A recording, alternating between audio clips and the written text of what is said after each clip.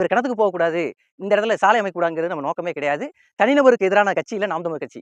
வணக்கண்ணா. இது இந்த ஊர் பேர் என்னண்ணா? ஆராய்ச்சிப்பட்டி. சரிண்ணா, உங்களை அறிமுகப்படுத்திக்கங்கண்ணா.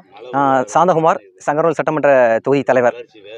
சரிண்ணா, இப்ப என்ன காரணத்துக்காகண்ணா இங்க வந்திருக்கிறீங்க?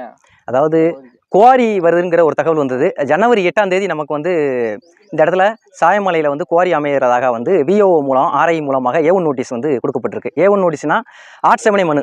இந்த மலையை வந்து கனிம வளத்துறையினர் கையகப்படுத்துறதுக்கு எந்த எதிர்ப்பும் இல்லை அப்படின்னு சொல்லி மக்களுடைய கையெழுத்தாக ஒரு 15 பேர்ட்ட கையொப்பம் வாங்கி அனுப்பிட்டாங்க. அப்போ ஜனவரி 8ஆம் தேதி நமக்கு தெரியுது. ஜனவரி 8 இரவே நான் விஓ தொடர்பு கொண்டு பேசுகிறேன். அப்போ அவர் என்ன சொல்கிறாருன்னா, தம்பி ஒரு வாரிசு சான்று கொடுக்கணும்னா எங்கள் அலுவலகத்தை நாங்கள் வெளியே ஒட்டுவோம், மக்கள் வந்து எதிர்ப்பு தெரிவிக்கலன்னா 15 நாளைக்குள்ள நாங்கள் கொடுத்துருவோம் அப்படிங்கிறாரு. அப்போ நான் கேட்குறேன், வாரிசு சான்றும் ஒரு மலையை வந்து கனிமவளத்துறைக்கு கையகப்படுத்துறதுக்கு நீங்கள் கொடுக்குறோம் ஒன்றா? அது வாரிசு சான்று என்பது ஒரு குடும்பத்தின் பிரச்சனை. ஆனால் மலை என்பது இந்த மண்ணுக்கும் மக்களுக்குமானது. 18 பட்டி கிராம மக்கள் வந்து இது தெய்வம் வணங்கிட்டு இருக்காங்க, அதை எப்படி நீங்கள் கொடுக்கலாம் அப்படிங்கிறதா என்னுடைய கேள்வி. அப்போ அவர் என்ன சொல்கிறாருன்னா, தம்பி நீங்கள் வந்து தாசில்தாரை பார்த்துக்கோங்க அப்படிங்கிறாங்க. அப்போ நம்ம ஜனவரி 9ஆம் தேதி மனு தயார்படுத்திட்டு ஜனவரி 9ஆம் தேதி மாலை இப்போ பேசுகிறோம். அப்போ தாசில்தார் என்ன சொல்கிறாங்கன்னா, தம்பி நான் அமைச்சர் சங்கரவேல் வர்றாங்க, அந்த நிகழ்வுக்கு நான் போகிறேன், நீங்கள் ஜனவரி 11 நாளைக்கு வாங்க அப்படிங்கிறாங்க. அதே மாதிரி நம்ம ஜனவரி 11ஆம் தேதி அங்கே போய் மனு கொடுக்குறோம். இந்த மாதிரி A1 நோட்டீஸ் உங்களுக்கு வந்திருக்கு, மக்களுடைய கருத்து கேட்கல, அந்த அடிப்படையில் நாங்கள் வந்திருக்கிறோம், கருத்து கேட்காம இங்கே ஒரு 15 பேர் கையெழுத்து வாங்கி கொடுத்துட்டாங்க அப்படின்னு நான் சொல்கிறேன். அப்போ அவர் தாசில்தார் என்ன சொல்கிறாருன்னா, ஆட்சேபனை மனு வரல, A1 நோட்டீஸ் வரல, நீங்கள் அவங்களை வந்து தவறாக வந்து ஃபேஸ்புக்கில், வாட்ஸ்அப்பில், ட்விட்டரில் நீங்கள் தவறாக போடுறீங்கன்னு சொல்லி அவர் ரொம்ப வருத்தப்படுறாங்க அப்படிங்கிறாங்க. அதை பேசிட்டு இருக்கவருக்கு ஒரு 10 நிமிஷம் பேசி முடிச்சதுக்கப்புறம் சொல்கிறாரு, A1 நோட்டீஸ் வந்துருச்சு, அதுவும் 10 நடங்கள் கையெழுத்து வாங்க வரக்கூடிய விவசாயிகள்கிட்ட, எதுவும் தெரியாத விவசாயிகள்கிட்ட வாங்கி கொடுத்தாங்க அப்படின்னு சொல்லி தாசில்தாரே வாக்குமூலம் கொடுத்துட்டாரு. இது ஜனவரி 11. அப்போ நாங்கள் என்ன சொல்கிறோம், இந்த மலை வந்து உடைக்கக்கூடாது, இது மக்களுடைய உணர்வு, இது சுற்றுச்சூழல் பாதிக்கப்படும், அரிய வகை உயிரினங்கள் இருக்குது, குறிப்பாக ஆந்தை இனங்கள் இங்கே அதிகமாக இருக்குது, முள்ளம்பன்றிகள் இருக்குது, இந்த மாதிரி அரிய வகை உயிரினங்கள் இருக்குது, இதை வந்து நீங்கள் நினைக்கக்கூடாது, கண்டிப்பாக குவாரி அமைகிறதுக்கு நீங்கள் வந்து அனுமதி கொடுக்கக்கூடாது. அப்போ மக்களின் சார்பாக தான் நாங்கள் நாம் தமிழர் கட்சி ஆட்சேபனை மனு கொடுக்குன்னு சொல்லி கொடுத்துருந்தோம். இது ஜனவரி 11. அதன் பிறகு ஜனவரி 19 நம்ம என்ன செய்யறோம் அப்படின்னா, ஒரு தகவல் உரிமை செய்தல் மனு போடுறோம். ஏன்னா இவங்க சொன்ன பதில் முன்னுப்பின் முரணா இருக்கு. BO ஒன்று சொல்றாங்க, RI ஒன்று சொல்றாங்க, தாசில்தார் முதல்ல ஒன்று சொல்றாங்க, பின்னாடி ஒன்று சொல்றாங்க. அப்போ இது மேலே நமக்கு நம்பிக்கை இல்லை. அதன் அடிப்படையில் ஜனவரி 19ஆம் தேதி நம்ம தகவல் உரிமை செய்தல கேள்விகள் கேட்குறோம். அந்த கேள்விகள் கேட்டது பிப்ரவரி 22ஆம் தேதி நமக்கு தகவல் கையில் கிடைச்சிருக்கு. என்ன சொல்லியிருக்காங்கன்னா, சாயமலை அந்த மலையில வந்து குவாரி அமைப்பதற்கான அந்த கோப்பு பரிசீலனையில் உள்ளது அப்படின்னு சொல்லி நம்ம ஒரு 6 கேள்வி கேட்டிருக்கோம். 6 கேள்விக்குமே மீதமுள்ள 5 கேள்விக்கு என்ன செஞ்சிட்டாங்கன்னா, கேள்வி 1க்கான பதிலே பொருந்தும்ட்டாங்க. பரிசீலனையில் உள்ளது அப்படிங்கிறதா இதில் இருக்குது. அப்போ நாம் என்ன செய்யறோம் அப்படின்னா, பிப்ரவரி 22ஆம் கை கிடைச்சிருக்கு. பிப்ரவரி 24ஆம் தேதி மறுபடியும் ஒரு மனு ரெடி பண்ணிட்டு நம்ம தாசில்தாரை பார்க்குறோம். பார்க்கும்போது புதிய தாசில்தார் வந்திருக்காரு. அப்போ நான் சொல்கிறேன், இந்த மாதிரி கோப்பு பரிசீலனை இருக்குன்னு சொல்லி தகவல் வந்திருக்கு எங்களுக்கு, அதை வந்து நீங்கள் நிரந்தரமாக தடை செஞ்சுருங்க, அது சுற்றுச்சூழல் பாதிக்கப்படும், விவசாயம் பாதிக்கப்படும், அந்த வெடி வச்சு தகர்க்கும் போது இங்கே காட்டில் எந்த உயிரினம் வாழ முடியாது, பயம் கொள்ளும், அச்சம் கொள்ளும். அதனால வந்து நீங்கள் என்ன செய்யுங்க அப்படின்னா, அந்த தூசியெல்லாம் போய் பறக்கும்போது விவசாயம் செய்ய முடியாது, எல்லா புல்லு மேலே போய் படிஞ்சிடும், ஆடு மாடு மேயாது, அப்போ மேய்ச்சல் நிலங்கள் பாதிக்கப்படும், ஆடு மாடுகள் வந்து வாயிலா ஜீவன்கள் பாதிக்கப்படும். அதனால நீங்கள் தயவு செய்து இந்த நிலுவையில் இருக்கக்கூடிய இந்த பரிசீலனை மனுவை உடனடியாக நிரந்தரமாக தடை செஞ்சுருங்க, மக்களுடைய கோரிக்கையை நான் சொல்கிறேன்னு சொல்லி நாங்கள் பேசணும். இது பிப்ரவரி 24ஆம் தேதி மனு கொடுத்தது. பின்னாடி இருக்கக்கூடிய மலையை வந்து கட்டாயம் வந்து குவாரி அமைக்கிறதுக்கு பரிசீலனையில இருக்குன்னு தான் அவங்களுக்கு வந்து ஆர்டிஐ தகவல் உரிமை செய்தல பரிசீலனையில் உள்ளதுன்னு தான் சொல்லி வந்திருக்கு. அப்பனா வரல, மலையை உடைக்கல, குவாரி வரலன்னு சொல்லிட வேண்டியதானே, இங்கே குவாரி வரல அப்படிங்கிற தகவல் கொடுத்துட வேண்டியதான். ஏன் அவங்க வந்து பரிசீலனை உள்ளதுங்கிறாங்க? இப்போ அதனால தான் நம்ம அடுத்த போகிறோம். நம்ம வந்து நாம் தமிழர் கட்சி வந்து எந்த ஒரு தனிநபருக்கு இடைஞ்சலுக்கு நம்ம போகல, இடையூறுக்கு போகல. இது ஒரு இயற்கைக்கு பாதகமான ஒரு செயல், சுற்றுச்சூழல் பாதிக்கப்படும், நிலத்தடி நிமிடம் போயிடும், விவசாயம் பால்பட்டு போயிடும், விவசாய நிலங்கள் பால்பட்டு போகும், ஆடு மாடுகள் மேயக்கூடிய மேய்ச்சல் நிலம் பாதிக்கப்படும். அதனால என்ன செய்யறோம், நம்ம எதுக்குறோம், வேணாங்கன்னு சொல்றோம், அவ்வளவுதான். ஏன்னா இவங்க அங்கே கை வச்சு ஆட்டை கடிச்சு மாட்டை கடிச்சு கிடைச்ச மனுஷன் கிடைச்ச மாதிரி அங்கே கை வச்சு இங்கே கை வச்சு கிடைச்ச மலையில வந்து இருப்பாங்க.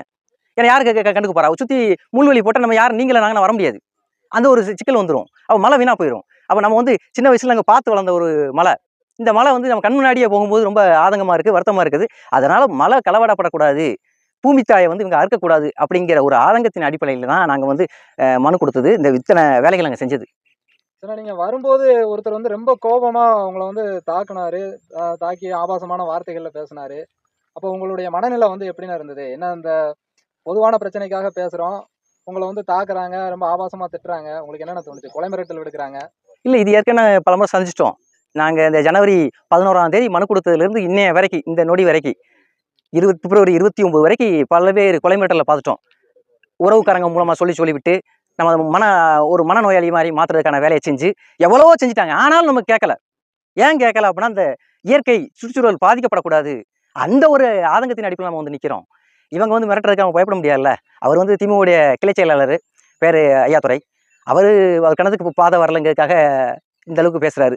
நாங்க இந்த ஒரு அவருக்கு திமுகவில் இருக்கிறதுக்காக நாங்கள் எதுக்கல, அவர் கணத்துக்கு வர்றதுக்காக நாங்கள் எதுக்கல. எங்களுடைய கொள்கை நோக்கம் இதுதான். அதாவது இந்த இடத்துல மலையிலையோ மலைக்கு அருகிலையோ குவாரி வரக்கூடாது. அது தரைக்கு வாரினாலும் சரி, இல்லை மலைக்கு வரனாலும் சரி, இது வரக்கூடாதுன்னு எங்கள் நோக்கம். இவர் கிணத்துக்கு போகக்கூடாது, இந்த இடத்துல சாலை அமைக்கக்கூடாதுங்கிறது நம்ம நோக்கமே கிடையாது. தனிநபருக்கு எதிரான கட்சி இல்லை நாம் தமிழர் கட்சி. இது மண்ணுக்கும் மக்களுக்குமான கட்சி தான் நாம் தமிழர் கட்சி. அந்த அடிப்பில் தான் நாங்கள் நிற்கிறோம் களத்தில். உங்களை எதிர்க்கிறவங்க, கொலை மிரட்டல் விடுக்கிறவங்க, இவங்களுக்கு நீங்க சொல்லக்கூடிய பதில் என்னன்னா? அச்சப்பட்ட அந்த பூமியில் நம்ம வாழ முடியாது. அது தலைவர் சொன்னதான், போராடினாலும் சாவோம், போராட விட்டாலும் சாவோம். ஆனால் போராடினால் ஒருவேளை தப்பித்துக்கொள்ள வாய்ப்பு இருக்கிறதுன்னு சொல்லியிருக்கார் தலைவர். அந்த கொள்கையேற்று வந்த பிள்ளைங்க நம்ம. இதுக்கெல்லாம் நம்ம அச்சப்பட போற இல்லை. பல்வேறு கொலை மிரட்டல்கள், பல்வேறு அச்சுறுத்தல் தாண்டி தான் நம்ம இந்த இடத்துக்கு வந்து நிற்கிறோம். ஏன்னா எல்லாம் நீங்கள் பார்த்துருப்பீங்க, நம்ம முடிந்தவரை என்ன நம்முடைய திறமை இருக்குதோ அதையும் தாண்டி இந்த மக்களுக்காக, இந்த மலையை காக்கணும், இந்த இயற்கையை காக்கணுங்கிறதுக்காக தான் நம்ம இவ்வளவு தூரம் சமரசமான காலத்தில் நின்றுட்டு இருக்கிறோம். இப்போ நம்ம சமரசம் இல்லாமல் நிற்கிறதா எங்களுக்கு வயிற்றறிச்சல். இவன் வந்து நமக்கு வரக்கூடிய கமிஷனை தடுத்துருவானோ அப்படிங்கிற ஒரு எண்ணம் இருக்குது. இப்போ குவாரி அமைஞ்சா இவங்க வந்து அவங்களுக்கு வந்து சிபாரிசில் சில வேலைகள் செஞ்சு கொடுப்பாங்க, பணம் கொடுப்பாங்க. அதை நாம வந்து தடுக்கிறோம்ல, அது அவங்களுக்கு ஒரு ஆதங்கம், வருத்தம். அதனால நம்ம வந்து மிரட்டுறாங்க, உருட்டுறாங்க. அது மிரட்டலுக்கெல்லாம் பயந்தா நம்ம வந்து மக்களுக்காக நிற்க முடியாது களத்தில். ஏன்னா நமக்கு 10 ஆண்டுகளுக்கு மேலே இந்த கட்சி வந்து நின்றுருக்கு. நம்ம பல்வேறு போராட்டங்கள் சந்திச்சிருக்கோம். நாம் தமிழ் கட்சி 13 ஆண்டுகள் ஆச்சு. இன்ன வரைக்கும் நம்ம பல்வேறு இழப்புகள் சந்திச்சிருக்கோம். ஆனாலும் இயற்கையை காக்கணும்னு சொல்லி மண்ணுக்கும் மக்களுக்கும் அரசியல் நம்ம செஞ்சுட்டு இருக்கோம். அண்ணனுடைய கொள்கை நம்முடைய கொள்கை, அவ்வளோதான். தலைவர் எவ்வளியோ தொண்டர்கள் எவ்வளி, அதே மாதிரி தான் நம்ம. அண்ணன் என்ன சொல்றாரோ அதை நம்ம வந்து செஞ்சுட்டு இருக்கோம். மக்களுடைய ஆதரவு உங்களுக்கு இருக்கானா? மக்களுடைய எதிர்க்கிறதுக்கு ஆதரவு இருக்குது. 100க்கு 99 விழுக்காடு மக்கள் வந்து ஆதரிக்கிறாங்க. ஆனா வெளியில வர்றதுக்கு அச்சப்படுறாங்க. காரணம் என்ன? இந்த மாதிரி மிரட்டல்கள் வருது. அப்ப இப்படி இந்த மாதிரி நேரடியா வீட்டுக்கு வந்துருவாங்க, இல்ல பக்கத்துல சொந்தக்காரங்கட்ட சொல்லி மிரட்டுவாங்க. இந்த மாதிரி ஒரு அச்சுறுத்தல் தான் அவங்களுக்கு காரணம். இப்ப என்னன்னா வந்து பல்வேறு நம்ம ஆராய்ச்சி கிராம மக்கள் மட்டும் இல்ல, இந்த சாயமலை சுற்றி இருக்கக்கூடிய எல்லா மக்களும் தொடர்பு வந்து பேசுறாங்க. என்ன சொல்றாங்க அப்படின்னா, எப்படியாவது தடுத்துருங்க அப்படிங்கிறதாங்க அவங்களுடைய நோக்கமா இருக்கு. 99 விழுக்காடு மக்கள் இந்த மலையை வந்து உடைக்கிறதுக்கோ, மலைக்கு பக்கத்துல குவாரி அமைக்கிறதுக்கோ அவங்க வந்து ஆதரவு தரல. வேணான்னு தான் சொல்றாங்க. அவங்களுடைய எண்ணம் இதுதான். ஆனாலும் களத்துக்கு வர்றதுக்கு அவங்களுக்கு ஒரு சின்ன ஒரு தயக்கம் இருக்குது. ஏன்னா இந்த மாதிரி வீட்டுக்கு நேரடியா வர்றாங்க, இல்ல உறவுக்காரங்க மூலமா ஒரு அச்சுறுத்தலை குடுக்கும்போது, மனதளவுல ஒரு பாதிக்கப்பட்டு அப்படியே பின்வாங்கிடுறாங்க. அதான் காரணம். இந்த குவாரி அமைக்கிறது வந்து தனியார் தானே ஆரம்பிக்கிறாங்க. அவங்க யாருன்னு அத பத்தி தகவல் ஏதாவது உங்களுக்கு வந்துச்சா? யார் ஆரம்பிக்கிறாங்க அப்படிங்கிற மாதிரி? சொல்றாங்கன்னா, முன்னுக்கு பின் முரணான தகவலே வந்துட்டே இருக்கு. அதாவது இது திருப்பதி ராஜூஸ் அப்படின்னு சொல்லி ராஜபாளையத்தை சேர்ந்தவர் தான் 53 ஏக்கர் இடம் வாங்கியிருக்காருன்னு சொல்லி சொல்றாங்க. அவர் இடத்துக்கு போறதுக்கு தான் அந்த சாலை அமைக்கப்படுதுன்னு சொல்றாங்க. அப்ப இவ்வளவு நாள் அமைக்காம இருந்துச்சு, இப்ப மட்டும் சாலை அமைக்கப்படுது. நாம வந்து இப்போ தனிநபருடைய இடத்துக்கு போறதுக்கு நம்ம எதுக்கல. ஆனால் இப்போ வந்து தகவல் உரிமை சட்டத்துல வந்து குவாரி அமைப்பதற்கான அந்த கோப்பு, ஃபைல் இது வந்து பரிசீலனை இருக்குன்னு சொல்றதுனால தான் இந்த இடத்துல சாலை அமைக்கப்படுது. அப்ப நம்ம எதுக்குறோம். அப்ப குவாரிக்கா தான் இந்த வேலை நடக்குது அப்படிங்கிறது. அப்போ ஒரு மனு பரிசீலனை இருக்கும்போதே இவங்க எப்படி வேலை செய்யலாம்?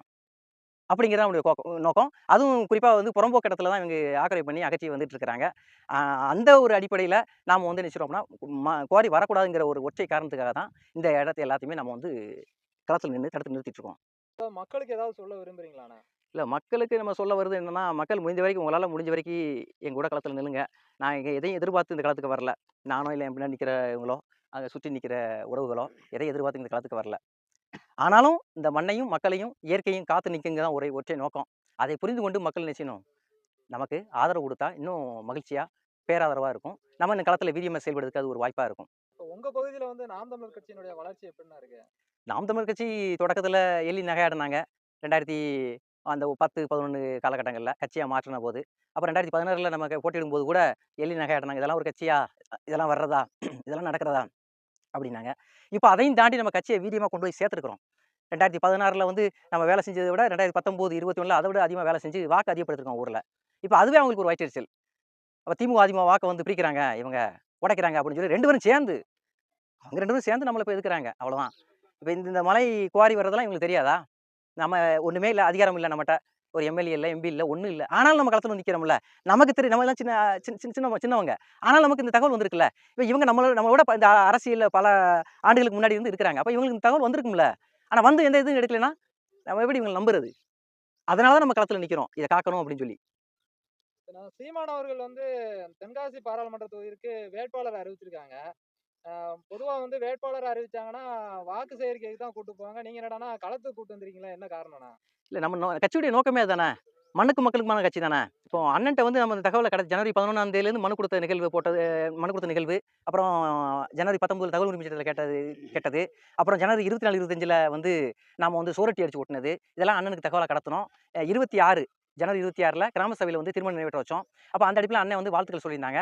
அதன் பிறகு நம்ம வந்து ஒவ்வொரு இதையும் செஞ்சுட்டு இருந்தோம். பிப்ரவரி 24 மனு குடுத்தோம். அதுக்கு அண்ணன் வந்து போராடி தடுங்க, இந்த மாரி சாலை அமைக்கப்பட விடாதீங்க அப்படின்னு சொல்லி சொன்னாங்க. இப்போ ஏன் வேட்பாளர் நம்ம இங்க அழைச்சிட்டு வந்திருக்கோம்னா, அண்ணனே வந்து நம்ம தென்காசி வேட்பாளர் அண்ணன் மதிவாணன் அவர்களுக்கு வந்து சொல்லி, அதன் மூலம் மதிவாணன் அண்ணன் நம்ம களத்துக்கு வந்திருக்கிறாங்க. இப்ப நாங்க எதுக்கு இவ்வளவு தூரம் வேட்பாளரையும் அழைச்சிட்டு வரணும்னா, இந்த இடத்துல இயற்கை காக்கப்படணும். மண்ணுக்கும் மக்களுக்குமான ஒரு பேரரண் இங்க அமைக்கப்படணும். இந்த இயற்கையை களவாட விடக்கூடாது. மக்களுக்கான தேர்தல் அரசியல் 2வது. ஆனால் இந்த மண்ணுக்கான அரசியல் நம்ம செய்யணும். அதான் நம்முடைய தார்மீக மந்திரம், கொள்கை, கோட்பாடு. அந்த அடிப்படையில இந்த மலைய காக்கணும், இந்த மண்ண காக்கணும் அப்படிங்கிற அடிப்படையில வேட்பாளர நாங்க அழைச்சிட்டு வந்திருக்கோம். அது கண்டிப்பா மக்கள் அத புரிந்து கொண்டு நமக்கு பக்கபலமா நிப்பாங்க. நமக்கு வாக்கு செலுத்துவாங்கங்கிற பெரிய நம்பிக்கை நமக்கு இருக்குது.